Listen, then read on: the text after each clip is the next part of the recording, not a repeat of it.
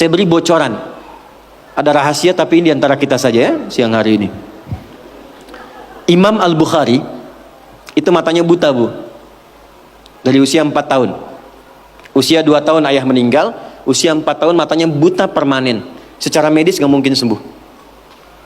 Apa yang dilakukan? Singkat saja, Al-Bukhari kecil menghafal Quran, lalu datang ke ibunya, saya ingin belajar hadis. Kata ibunya, cukupkan dengan Quran dulu, nanti baru kemudian belajar hadis. Pulang berangkat datang ke kamarnya murajaah, ibunya melihat itu, langsung minta kepada Allah masuk ke mihrabnya. Ini rahasia yang ingin saya sampaikan. Mihrab itu tempat khusus yang hanya digunakan untuk ibadah, khususnya sholat. Dan itu bisa mempercepat terkabulnya doa.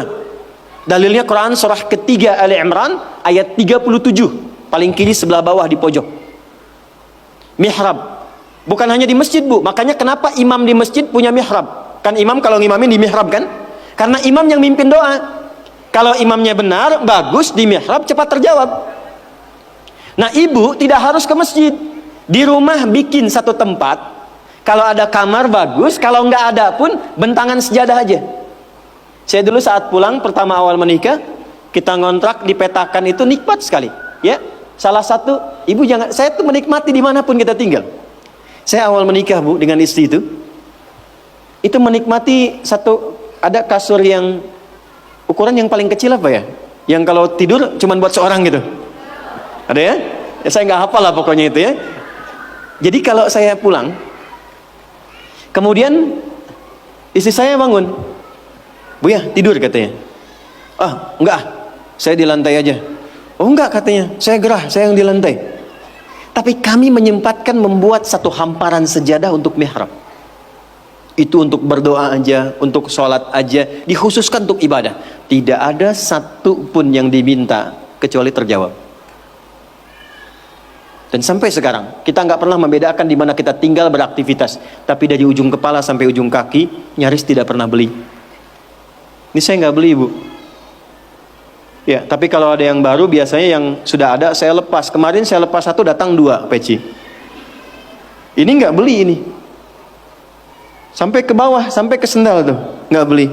Ini kacamata kalau ada model baru tiba-tiba datang, saya nggak tahu dari mana. Ujung kepala sampai ujung kaki. Itu mihrab. Yang mau saya katakan, ibu jangan lihat saya. Allah berikan kesempatan yang sama untuk semua hamba. Curhatkan di situ, ibunda Imam Al-Bukhari masuk ke mihrabnya, sholat 2 rakaat. Memohon kepada Allah supaya disembuhkan mata anaknya, berdoa sampai tertidur. Secara singkat begitu selesai sholatnya, tertidur dalam doanya, tiba kemudian anaknya mengalami sesuatu yang luar biasa, sedang murajaah surat Qaf, tiba-tiba terbuka matanya bisa melihat kembali. Jadi ketika ibu sholat dan punya mihrab, jangan dikira itu biasa. Itu yang bisa meringankan suami dalam kesulitan. Ibu siapa yang tahu suami ada yang ganggu di kantornya? Ada yang iseng, ada yang ingin jatuhkan dalam persaingan. Kadang-kadang suami laki-laki, sekretarisnya laki-laki perempuan. Perempuan, ruangan sampingan, ketemu ibu cuma 4 jam, sekretaris dampingi 8 jam. Itu kalau nggak punya filter dalam jiwanya, nggak ada burhan yang ibu titipkan lewat doa, itu nggak mudah. Dari mana ibu bisa pastikan proyek suami itu halal? Dari mana ibu bisa pastikan uang yang dibawa itu benar? Ibu bisa titipkan kepada Allah. Mintakan kebaikan kepada Allah supaya menjaga dalam kebaikan suami ketika bertugas. Itu bisa dilakukan dalam sholat. Ibu sekolahkan anak di SD misalnya. Ibu tungguin atau ibu tinggal? Ditinggal. Ibu yang mengandung 9 bulan, ibu yang memberikan ASI hampir 2 tahun atau 2 tahun, dididik di baik-baik, sehat, hafal juz amma sebelum sekolah. Tiba-tiba ibu titipkan di sekolah dengan lingkungan yang ibu belum bisa jamin. Jadi baik nggak anaknya?